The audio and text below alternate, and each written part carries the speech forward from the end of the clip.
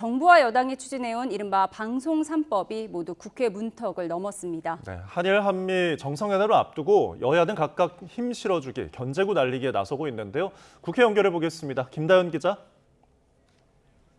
네, 국회입니다. 네, 한국교육방송법, 이른바 EBS법 개정안이 오늘 국회 본회의를 통과했죠. 네, 그렇습니다. 국민의힘이 한국교육방송법 개정안, 즉 EBS법에 반발하며 시작한 필리버스터는 법 여권의 요구로 하루 만에 강제 종료됐습니다. 국회법상 재적의원 5분의 3 이상이 찬성을 하면 24시간 뒤 표결을 통해 필리버스터를 종결할 수 있기 때문입니다.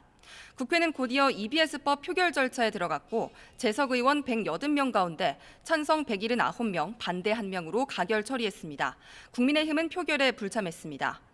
EBS법은 한국교육방송공사 이사 수를 기존 9명에서 13명으로 늘리고 이사 추천 주체를 다양화하는 내용을 담고 있습니다.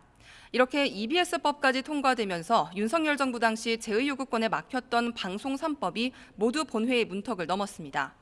더불어민주당은 언론개혁의 역사적 첫걸음이라고 환영했고 국민의힘은 노조 권력으로의 공영방송 예속을 위한 방송장악 3법이라고 반발했습니다.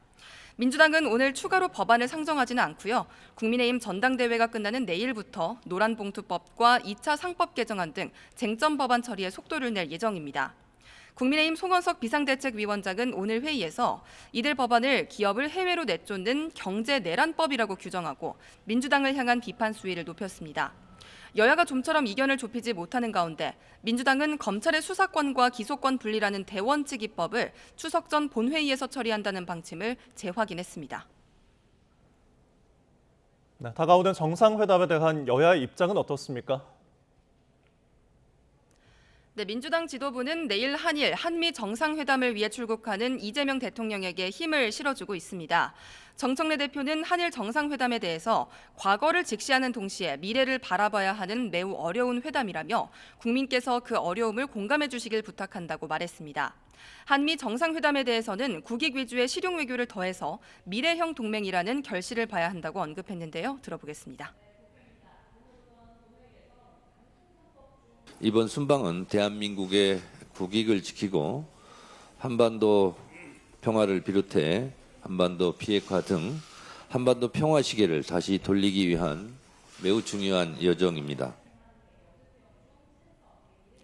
반면 국민의힘은 이재명 대통령이 한미 정상회담 직전 중국에 특사단을 보낸 걸 두고 비판 수위를 높였습니다.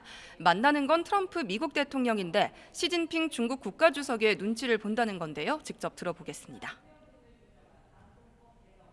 필요에 따라 친미 가면을 바꿔 끼우는 아마추어적 임기응변으로는 4월 뒤 마주할 냉혹한 협상에서 한국의 미래를 건져낼 수 없습니다.